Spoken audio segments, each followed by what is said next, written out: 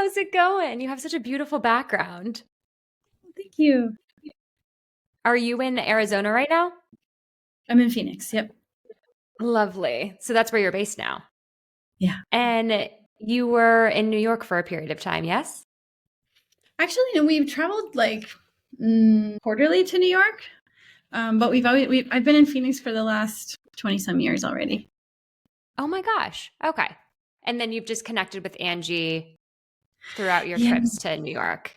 Angie and I are good friends. Yeah, and we see each other every time I'm there.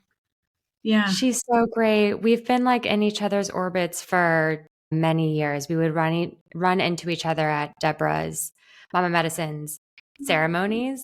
And like Yeah. it happened multiple times. And I was like, okay, we need to get to know each other. We're on the same wavelength. But She's I'm really really happy that you connected us. Yeah, Angie's such an awesome she's an awesome businesswoman and she's really an awesome collaborator. Mm.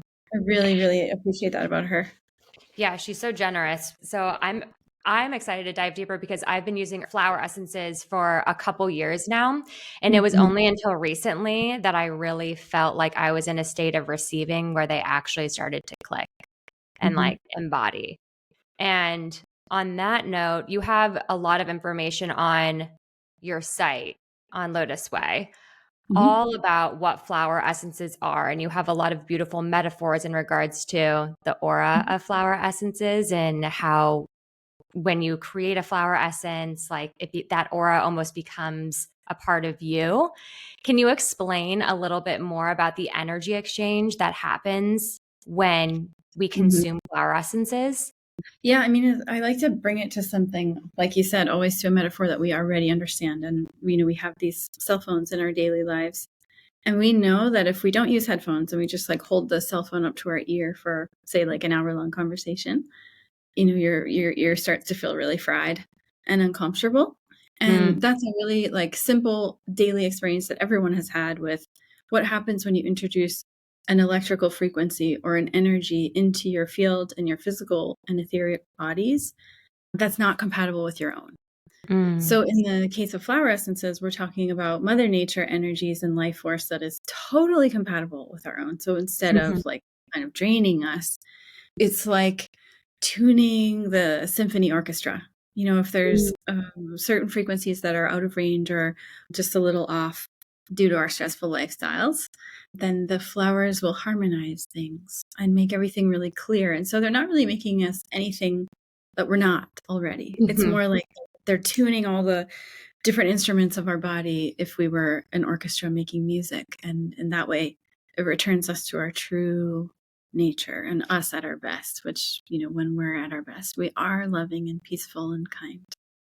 Yeah, I found that when I started to use flower essences, I really started to understand the interconnectivity and the mirroring that occurs within nature and us. I mean, obviously, like Mhm.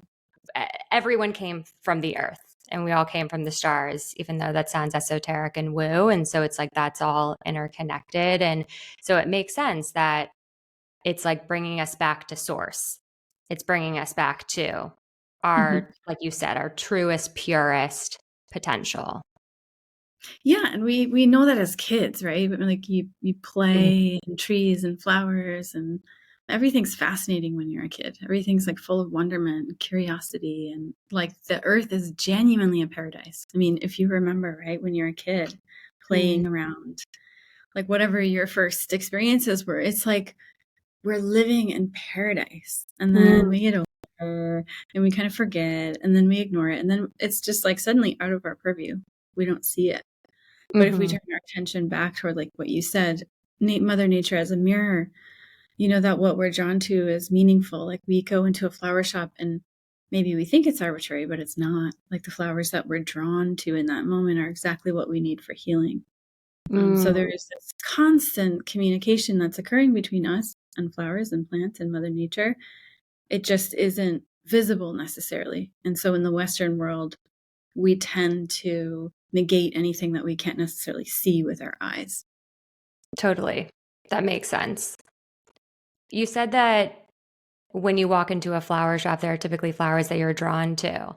And that's a really interesting point because I use that I guess I use that process when I'm shopping for crystals, but that Mm. makes perfect sense when you walk into a flower shop that those flowers hold healing in and of themselves as well. What are some flower essences that you've been loving lately, or that ones that have been really integral within your practice over the years? Or is there one particular that you've continuously come back to and it's been like a pillar of your ritual routine? Or you're like, no, there's so many. I mean, it's such a hard question. There's so many. And also, we are changing constantly. Like, Mm, as a species, the things that we go through. I mean, even just look at like what happened in the last 5 years, a lot of unexpected events and things that we would have never anticipated. And what happens when we introduce all this different like types of technology and 5G. It's like the world is constantly changing at a really rapid rate. And so what we need is also always changing. And then if you consider, or if you would agree with my theory that 2020, 2021, the last few years have been sort of like a collective purge. mhm, Like you were either really distraught by world events or you weren't at all. And there was some kind of personal shit show in your life, like in your mm, personal life, like really deep challenge, right? Like something that really shifted you out of your center that you had to look at that was hard. And I've traveled a lot in the last part of last year, and it seems to be like a common phenomenon. Like everybody is like, yeah, it was really, really hard. So things are always changing. So to answer your question, I mean, over the years of us working with or, creating flower essences, what I've seen is that we are becoming much, much more attuned to this world. Like when I first started in 2001, I came to the States to start this business. It was like yoga wasn't even cool then. Meditation wasn't cool then. Like these are all hidden arts at the time, right? And so in the last 20 some years, there's been this massive shift of our population to not only become more interested in what we can't see, but also to become more interested in spiritual evolution and mhm, transformation. mm, So I've seen folks, like, let's say maybe 15 years ago, they were really primarily drawn to those things that would just like help me sleep, help me find love, performative. help me have less stress, help me get my taxes done, like give me more energy, which like kind of survival needs. And we all need that stuff too. But at a certain point, we evolve into like, okay, I feel stable. Maybe I'm ready to dig through the closets and look at the things from my childhood that are affecting me or past lives or Mhm, whatever. Maybe mhm, I am like ready to look at patterns that are mirrored back to me through my relationships.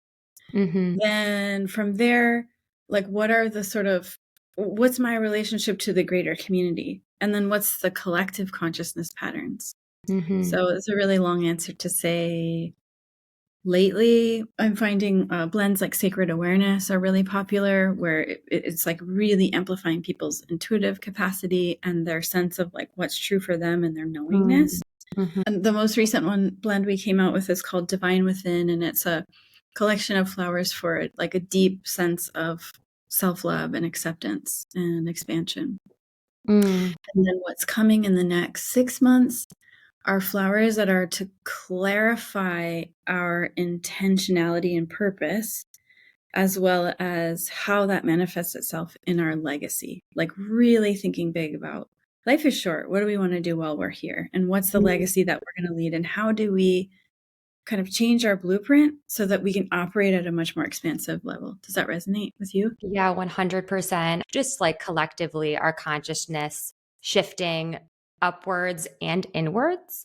We're all elevating and we're all really learning to face a lot of patterns and deep challenges. And we are really forced to face those throughout the pandemic. And there are so many different ways to work with flower essences. Myself personally, I've only taken them under the tongue as Mhm. like an elixir or a tonic.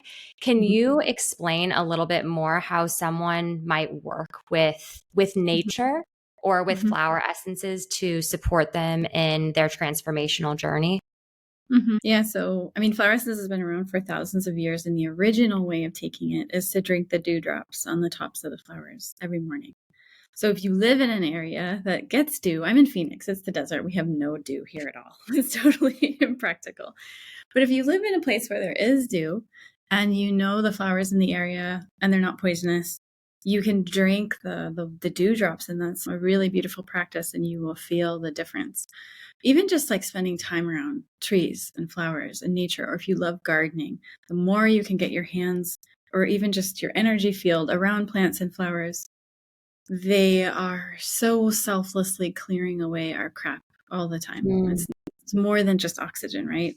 Oh But no, I'm heading to Colorado in a couple of days and I live in Brooklyn in New York City and it's just like that energetic cleanse is so real when you get into nature and just forest bathing and I think this is a more just a smaller niche version of that. An experience a different sensorial experience with nature. Yeah. That's my if thought. you think about Mother Nature, I mean, what I find the most kind of mind blowing and fascinating is its exponential qualities. So when you Mm. mentioned forest bathing, they've done extensive research in Tokyo around forest bathing. They Mhm. take it really seriously in Japan. Yeah, totally. And what they found is that not only are there like tremendous health benefits, right? Your stress goes down, your immune system is boosted, and they have all these markers that they're testing. But what I find so fascinating is if you spend one day in the wild, so let's say you're in the mountains in Colorado, out in the wild hiking, your body will maintain those health benefits, increased vitality, boosted immune system, less stress for a whole week. It's like the give back is so generous. You just spent one day. It's not one for one. It's like one for 7 days. And then if you spend, this is really where it gets mind blowing. If you spend 2 days in the wild, your body will maintain those elevated wellness benefits for a month. So Wow. it's this kind of exponential playing field. And then when you look at the practice of flower essences, it's the same, right? So I go out into the wild, I collect anywhere between 1 and 10 flowers, 1 and 10 fresh flowers growing in the ground. And I have enough mother essence that will last me probably my life, unless something really goes wild and we become like like a huge company, will most likely last my lifetime. And I could gift it to future generations. Wow. Because you dilute the mother essence, and the more dilute it becomes, it's like homeopathy. The more powerful and the more profound the results are. So there is this gift from Mother Nature that is like fascinatingly exponential. And back to your original question, was just like, how do I take it in? If you're not spending time in nature, so if you're listening to this and you're in Brooklyn, although coming from the desert, I always find New York City to be incredibly lush and green. Like so many gorgeous flowers and trees. But all it takes is you put the elixir in your coffee, water, tea. Mm. Or, I mean, we like to blend them with aromatherapy to create like a mist or an oil that you can put on your body, or bath salts. Whatever way you will more frequently enjoy it and put it in or on or around your body, it will be tremendously beneficial. There is so much to unpack in that answer. I feel like, especially when you're talking about the boundless energy and the boundless potential behind these plants, and it has me thinking about business. And I run a conscious marketing consultancy, and in business, we're always talking about this fair energy exchange. Like, how can we create this win-win-win for everyone, for ourselves, for my clients, for the planet? And this is how nature works. But you also shined light on this actually isn't a win-win energy exchange. Like the earth is consistently giving us more. What do you think that businesses can learn from nature or just the way we're operating in society? Yeah, for sure. I mean, part of it is just like, even just like the abundance competition question, right? I remember one time a wholesaler of mine called me and said, hey, you just sold flower essences to somebody that's only 5 miles away. And she was like, Dad, her undies all in a bundle, super tight about it. And I was trying to explain, like, that's a good thing. Like, more people are going to see it. And you're a store and you create a certain kind of experience. And this other organization they're like one-on-one practitioners. So they'll create this other experience. And the more that people see it everywhere, they're going to be like, this is the stuff to get. Mm. And from my viewpoint, like the more the merrier. It's like, Mhm. it's just the same as in Mother Nature. There is no competition. It's like Mhm.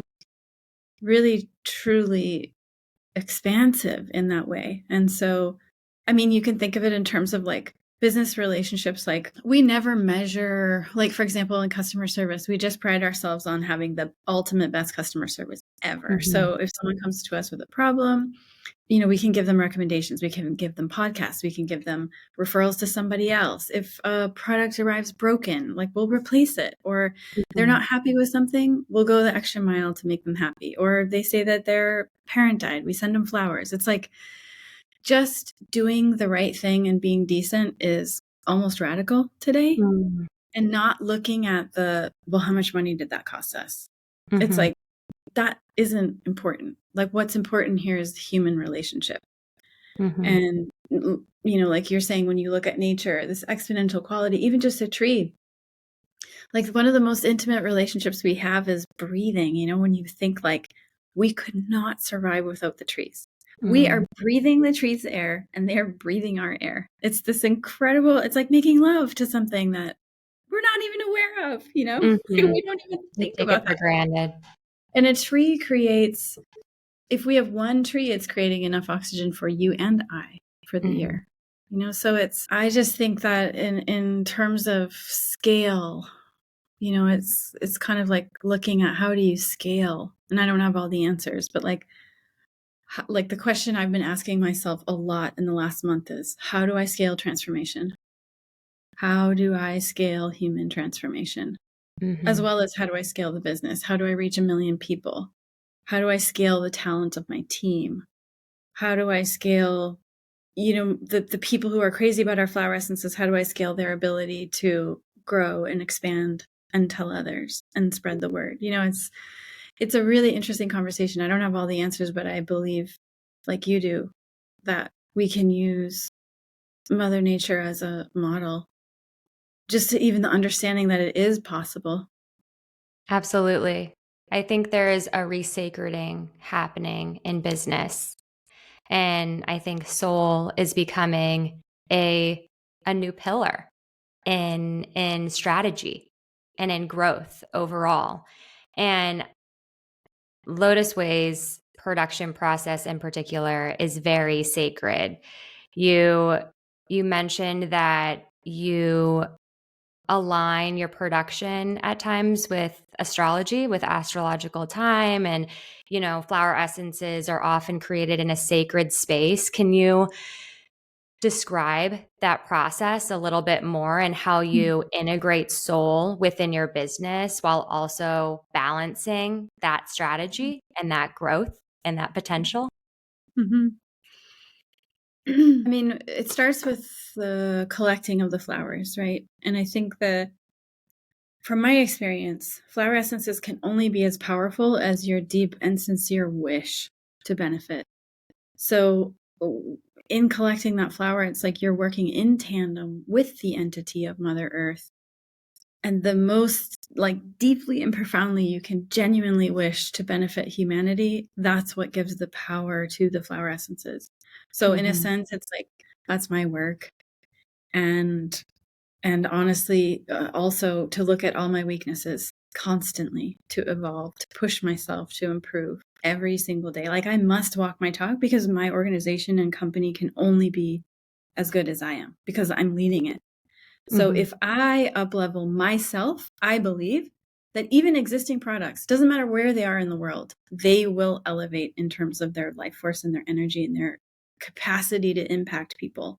So it Mhm. starts with me, which isn't like an ego thing. It's just like I have to be willing to go in the ditches and look at my own shit constantly. And it's not easy and sometimes it's painful, but it's worth it. And then my team is also on the same page. They're very aware of themselves. We, like every year, we kind of amplify like practices that we do together. So Mhm. the entire team will do like smoke offerings and full moon ceremonies and share experiences. And then there's a certain group of us that's doing 2 hours of various practices every single day and devoting that energy that it may be infused into the business and reach all the people that the business is touching. So that's a part of it. And then even just like the folks who are putting all the products together by hand downstairs in the manufacturing area, they are like holding each bottle and it's like, this is somebody's heart. you know? I mean, I think we see, it's like commodity, consumable, but like, it's not just the bottle. Like, this is someone's heart, and this will transform them. So they're, our production manufacturing team is so sweet and genuine and really observes their own mind. If they're in a bad mood or having a rough time, they don't make products. So I think a lot of it just has to do with awareness and a lot of self-compassion and understanding. Just constantly kind of striving for more, and really having that be like from the inside out. It's like, rather than I need to go out here and do, or criticizing out here, or I need to help or change or fix or do out here. It's like, it all starts with me. Like, I must, the only way to transform the world is by transforming myself. And Amen. And my flower essence teacher 20 some years ago, the way he hooked me, honestly, was he said, if we can get 3% of the world's population using flower essences, it will create enough of a tipping point or ripple effect that it will change the outcome of the future of this planet. And even though he wasn't specific, like, about exactly what did that mean, it's meaningful. Like, it's something you can hang your coat on. It's like, I don't have to feel overwhelmed that I have to change everything or everyone, or like, you think about all the problems and the drugs and fentanyl and the pharmaceuticals, and like, if you put yourself to focus on the things that are crazy in the world, you go nuts. It's But paralyzing. but if you just say, like, all we need to do is get 3%, it empowers you. I was just about to say it's empowering. And I think it really makes it just more digestible and reasonable to be like, okay, not from an ego forward perspective, but I need to ensure that I'm embodying the work and I'm integrating and I'm transforming myself so I can transform the business and then create a legacy in the world, which is what you were speaking to before. But coming back to yourself, can you dive a little deeper into what your personal practices are? I'm so curious. Your personal practice, your rituals, your routines right now, and how you're currently transforming yourself. Yeah. So in the morning, I've been getting up and doing a practice called prostrations, and it's a physical practice. It's to open up all the channels. It's also to purify the body, and it looks kind of like you're stretching out on the floor, and then almost doing a push up, and then standing back up. It's very simple, but it's common in the Far East as a practice of like humility and cleansing, purifying the body, speech, and mind. And then I do a couple Tibetan Buddhist practices, one for love and compassion embodiment, and another practice for removing obstacles and fears and making the impossible possible. So a lot of chanting, a lot of sitting practice. It's evolved a lot. We just took a trip to India and Nepal, a group of us from the company, and we learned a new practice. It's a green Tara practice. And I always thought, green Tara, she's so like peaceful and boring. Like, I've never really had a personal connection, I thought, until we started doing the practice. It's about an hour long, a lot of chanting and singing and visualizing and mantra. But then all the descriptions of there's actually 21 different Taras, and they're all like, they look differently. And the visualization is really symbolic. It's really just about removing obstacles within ourselves. It's not really anything external. It's not really like a deity that's out there necessarily. It's more like, how do I dissolve the obstacles that are inside of me that prevent me from awakening and seeing more clearly? So it's like, it's a beautiful like practice that every day I feel like changes me in ways that I don't even understand and couldn't even explain. But they're old Tibetan Buddhist practices. I don't really consider Buddhism a religion. For me, it's more like a path. It's like a map. If you want to get from A to B, you do this specific practice. And there's 84,000 practices. And, it depends on what you need in the moment for where you're going. But those would be my practices. Other than that, it's like, I mean, it could be something as simple as, and this is going to sound silly, but like my spiritual teacher has also been really clear about instructions on how to shit. He would always say like, you all don't know how to poop. And I'm thinking, we're humans. We've been pooping since we're babies. Like, of course we know how to poop, right? What was And his then reasoning? he gave us instructions, and I started practicing it, and it's like, holy hell, he's right. Like, Holy I mean, shit. Pun intended. yeah, I mean, it's like you think you know how to poop, and then it's like you do this certain set of exercises, and I'm happy to share. And then suddenly, instead of just like, oh, I feel the urge, I go, and then it's done and over, and like, I gotta go. It's like you take your time with it, you're patient. Maybe it takes you 5 or 10 minutes extra, and you do like some certain, points and massages on your body, and you end up pooping like 3 times in a row. And then I'm thinking, where was all that shit before? Like that just stayed in my body and like fermented for days and days. And Oh, I that's mean, fascinating. it's disgusting, but it's like also, whoa, like what It if makes all so of us much were like, sense, though. We're consistently compartmentalizing energy. It makes sense that that would get stuck in our body. and then Like we that wonder like, rigidity. why are we in a bad mood? Or why did we gain weight? Or why do I have cellulite? And it's like, we didn't know how to poop. And then we don't necessarily know how to sleep properly. We don't know how to breathe. We don't know how to move, so that it's like, it's just pretty, fundamentally basic, but Mhm. there are so many different practices that are simple and easy. But that's what it's all about, right? Is having these tools take us back to our pure nature and ourselves. And this conversation reminds me of a conversation I recently had with Elena Brower, who I saw on your website. And she's also practicing Zen Buddhism. And it's just this resacreding of life and the simplicity and Mhm. about eating and moving and breathing and just resacreding that and finding the wonder in that and the intentionality in that. And I think that's really the love and gratitude. It's like that's what flower essences are at the core, is just like that pure simple nature. And I feel Mhm. like it's becoming a practice of mine. I need to buy a new Lotus Wei, but it's been a practice of mine recently that's like given me, it's like a practice of sending love and gratitude back to the earth. Mhm. And it's like that cyclical nature.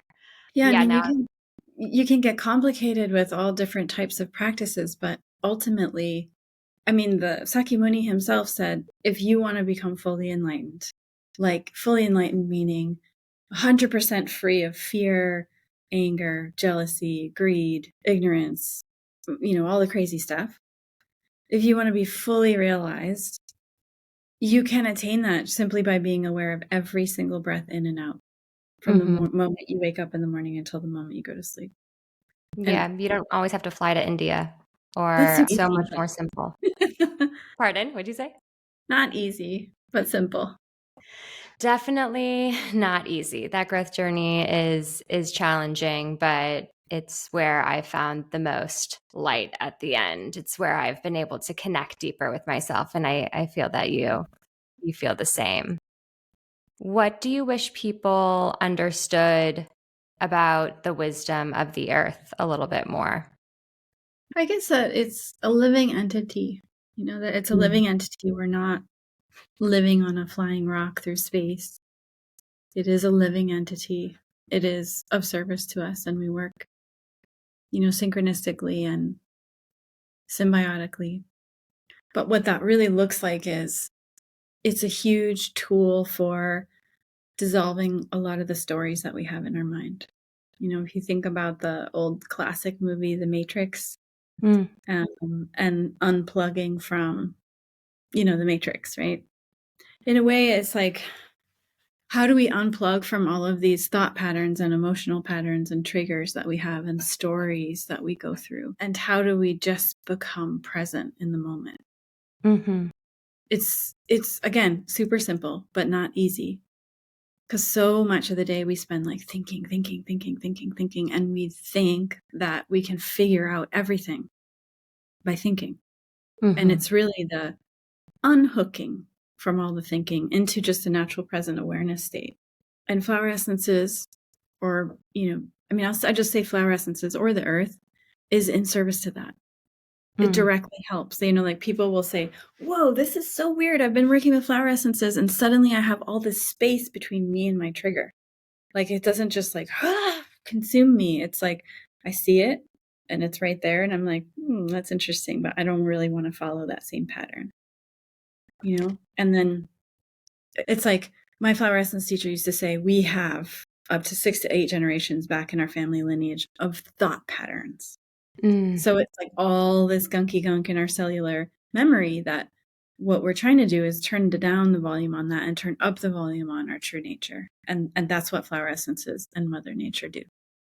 That was such a beautiful description. And it reminded me when I really first started to feel the impact of a flower essence, I acutely felt almost like an unentanglement in like my energy. And it was like a cracking open. And so when you mentioned space, that was so present for me. And with that space came everything that was unearthing, right? It's like, it's not just like peace and tranquility. It was like this unearthing and this opening. And I was like, oh shit, which is like it's exactly what the spiritual journey is all about. It's like, you want peace and tranquility, you have to move through all of these patterns and the ancestral trauma and this energy that's stored within ourselves and within our body. And it really, I just remember in my Williamsburg apartment when things started to really, really shift for me, a disentanglement, which sounds really esoteric, but this has been a really profound tool for me to support in that journey when I'm really feeling like in the thick of it. It's like an opening for me, that space. Yeah. And that to me sounds like that's like when you really use them regularly and you start to bring them into your life, like your whole everything unfolds, right?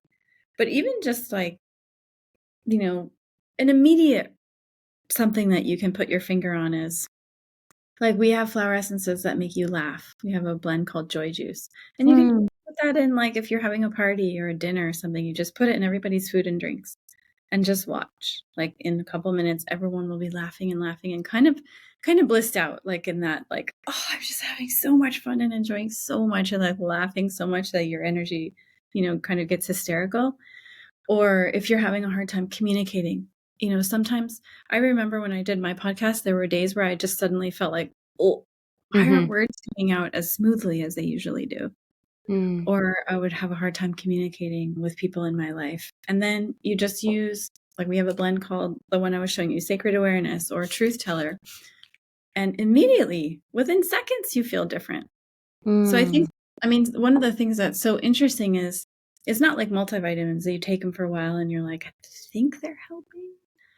It's like multi-layered and it never gets old. So, everything from just like the instant response to the unfolding over time. I've been taking flower essences for 20 some years and I'm still like every single month, I'm like still amazed. Like it never gets old. It never is like, yeah, that's what we do. Like every single month, I'm like, how is this working this way? It's just cool to just like constantly be in love with something like that. Absolutely. Have you ever taken a break from them, like using them Oh, regularly over yeah. the last 20 Oh, years? yeah. Then you get all like bitchy and cranky and weird. And it's like, what's different here? Oh, right. I stopped taking flower essences for a couple weeks. It's interesting. I haven't stopped in a really long time. That hasn't happened to me in a long time.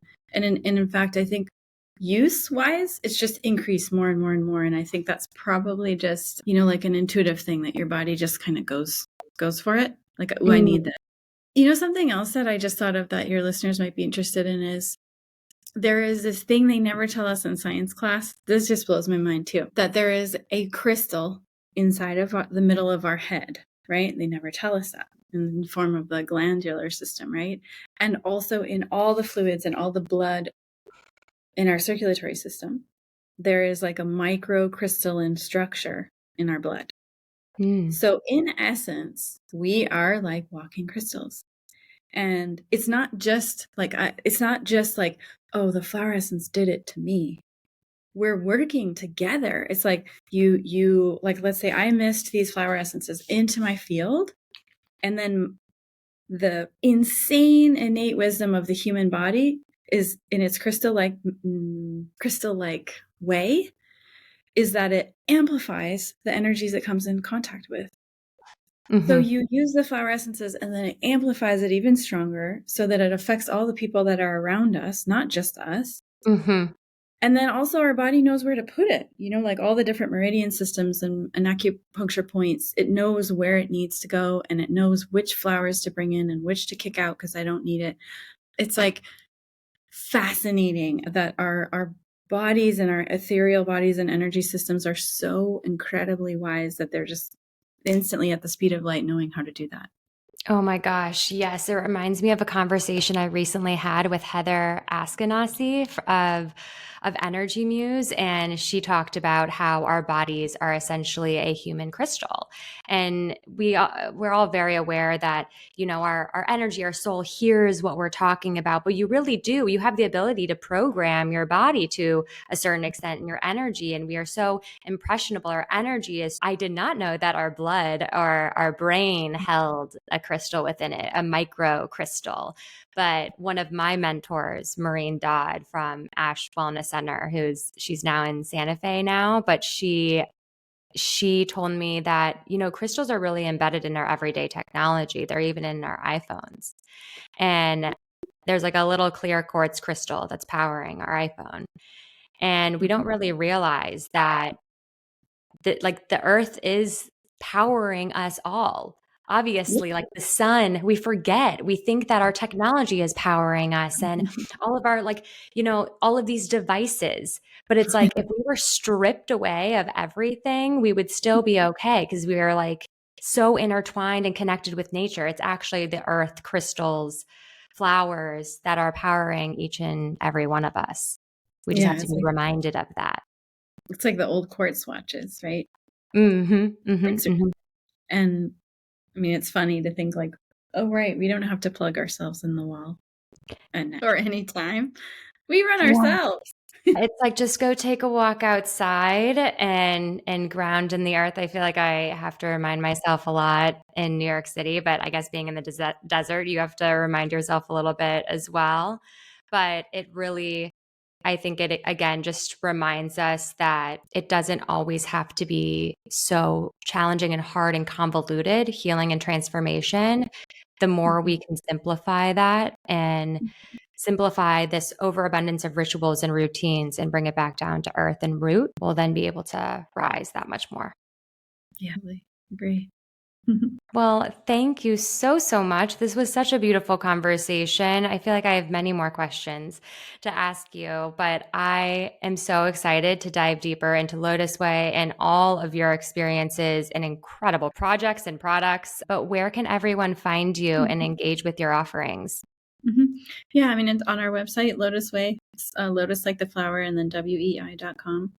There's a really fun quiz on there where you choose the different flowers that you're most attracted to. It will tell you what it means about you right now or what where to start with. And then also, like, don't hesitate to call, email, write, DM us. Like, we have a whole team of people that just loves connecting people with the right flower essence for them. So, and then also we have the Self-Arising Nature Center here in Phoenix that's open to the public.